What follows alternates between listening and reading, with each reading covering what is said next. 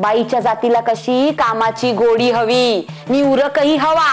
आणि काय गो, घरी कामे बिमे काही करतेस की नाही, का नुसतीच बुके वाचत बसलेली असतेस? नाही जाऊबाई, नाहीतर आपल्या रमेसारखी जात असेल बग्गीतून गावभर हिंडायला टुकू टुकू. आता बघतेस काय माझ्याकडे? हात चालव चुटू चुटू. हे पहा, मी इथे रमेश लेखन वाचन शिकवावयास आले. तुम्ही मला हे असे, मी आलेच जाऊ ना जरा. अगो बस गो, काम कर आधी. म्हणजे सुभद्रा काकू आणि ताई सासूबाईंनी यांना चांगलेच कामाला लावलेले दिसते. आणि ते शिकवणे बिकवणे पुष्कळ नंतर. आधी स्वयंपाकघरातली मुळाक्षरे गिरवता येतात की नाही हे पाहावयास हवे. हो कळले? अगं ते ज्ञान एकदा पक्के झाले ना की मग नंतर सगळे. अगं काय झाले? हात चालव ना पटापटा. अजून एवढ्या सगळ्या नारळांची चटणी वाटायची आहे तूच. कळले? हात चालव. एवढं? हो एवढं. चला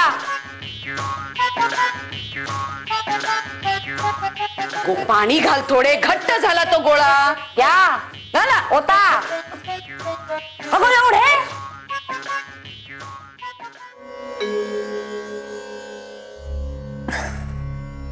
आपण अजिबात चिंता करू नका कुसाबाई.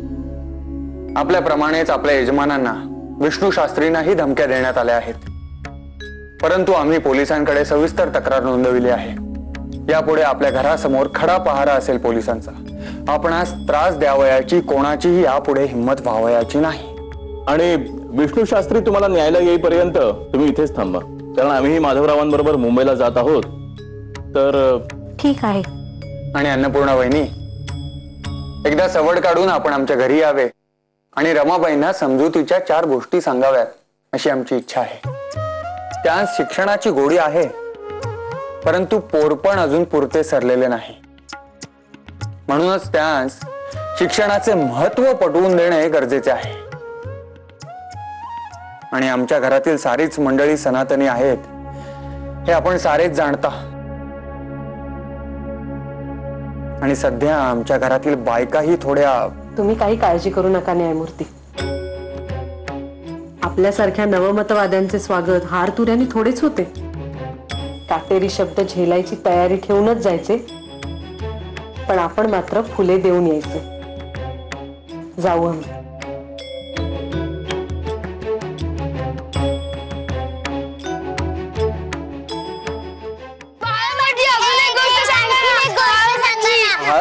अरे आता एक गोष्ट सांगितली ना, आता निजा पाहू.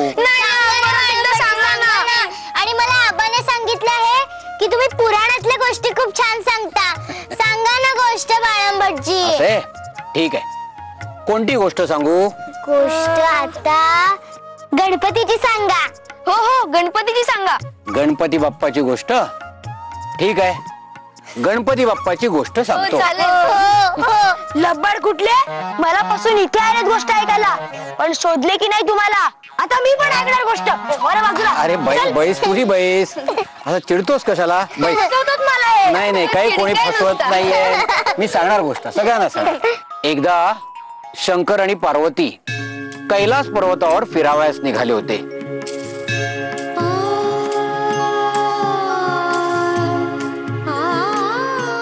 तर फेरफटका मारित असताना गणपती आणि कार्तिकेय त्यांच्या समोर येऊन उभे राहतात. हा कार्तिकेय कोण? ए बाबा, तुला कार्तिकेय कोण माहित नाही? नाही म्हणजे मला माहित आहे, पण या शाळेला माहित आहे का ते पाहत होतो. मला माहितीये, कार्तिकेय म्हणजे गणपतीचा मोठा भाऊ. कळले कळले, पुढे ऐक. हा, तर गणपती आणि कार्तिकेय शंकर आणि पार्वती समोर येऊन उभे राहतात. त्या दोघांना बघून पार्वती म्हणते, काय आज कोणत्या मुद्द्यावर वादविवाद सुरू आहे?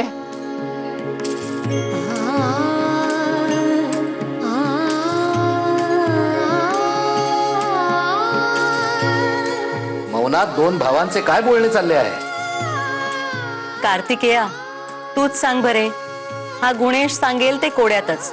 आणि ते कोडे सोडवता सोडवता किती काळ निघून जाईल ते काही सांगता यायचे नाही. तूच सांग बरे.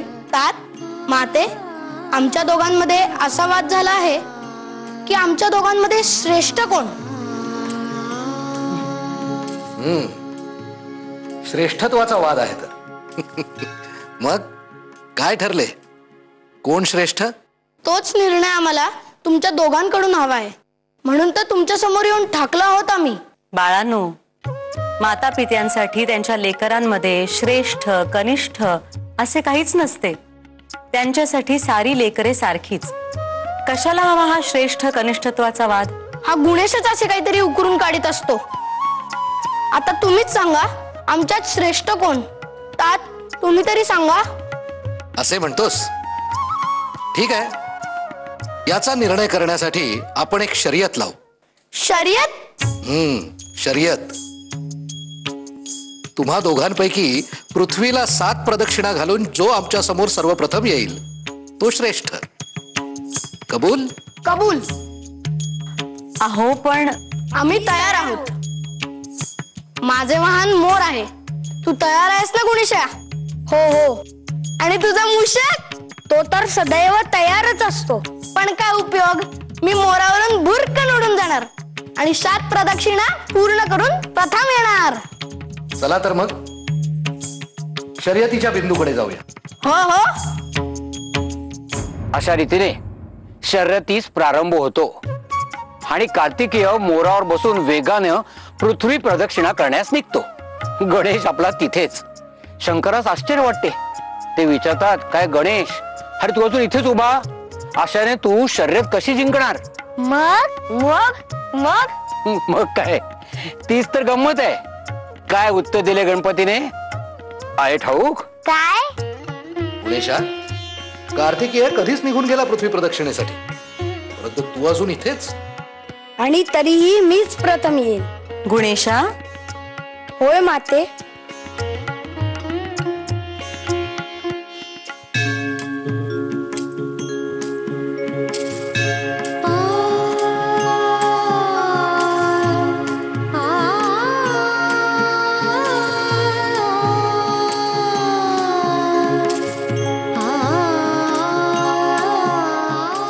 अशा रीतीने गणेशाची स्वारी मिश्किल हसत तिथेच उभी राहते आणि कार्तिकेय बऱ्याच वेळानं विजयी मुद्रेनं पृथ्वी प्रदक्षिणा करून तिथे येऊन उभे राहतात. हा माझ्या आधी इथे कसा? हा तर मी निघालो तेव्हा निघालाही नव्हता आणि मार्गातूनही कधीच माझ्या पुढे गेलेला दिसलाही नाही मला. मला वाटते हा घाबरला आणि शर्यतीतून माघारच घेतलेली दिसते, त्यामुळे मीच प्रथम आलो. नाही कार्तिकेय, गुणेश प्रथम आला आहे. म्हणजे पृथ्वी प्रदक्षिणा पूर्ण करून 7 वेळा? होय. शक्यच नाही. कार्तिकेया, बाळा, गुणेशाने आम्हा दोघांभोवती 7 प्रदक्षिणा घातल्या आणि तू तर जाणतोसच आम्हामध्ये सर्व पंचमहाभूते समाविष्ट आहेत. तेव्हा आम्हाच प्रदक्षिणा घातल्यानंतर पृथ्वी प्रदक्षिणा पूर्ण झाली, नाही का? हो कार्तिकेया, आपण साऱ्याच गोष्टींकडे भौतिक दृष्टीने पाहतो, पण खरा अर्थ आधी भौतिकातच असतो. तात आणि माता साऱ्या विश्वाचे जनक आणि जननी आहेत, परंतु आपल्यासाठी ते फक्त माता पिता आहेत. आणि कार्तिकेया, माता पिता हे तर ब्रह्मस्वरूपच असतात प्रत्येकासाठी.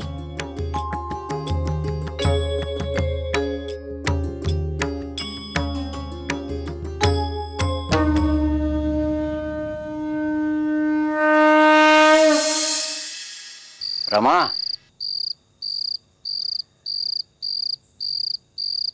रमा,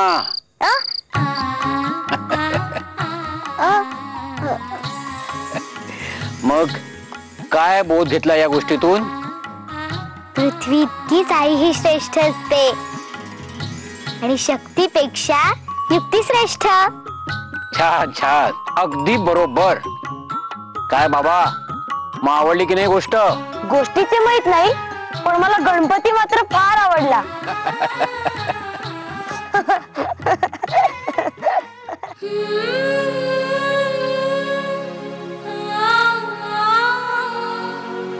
बाळंबटची गोष्ट ऐकून मला माझ्या आईची आठवण आली. माझी आई देखील अशाच गोष्टी सांगायची. झाले रडूबाई रडायला लागली. आई म्हटले की रडू, अण्णा म्हटले की रडू, दाजी कसे म्हणले की रडू. नुसते आपले रडू रडू रडू हे रडू पाठच झाले आहे आम्हाला. मग तुझ्या माई, मामनजी, आबा सगळे आहे तिकडे, पण माझे मात्र कोणीच नाही. माझे सगळे लांब तिकडे. वा वा वा वा वा वा, सगळे कुठे आहेत लांब? इथे आहेत की तुझे स्वतः?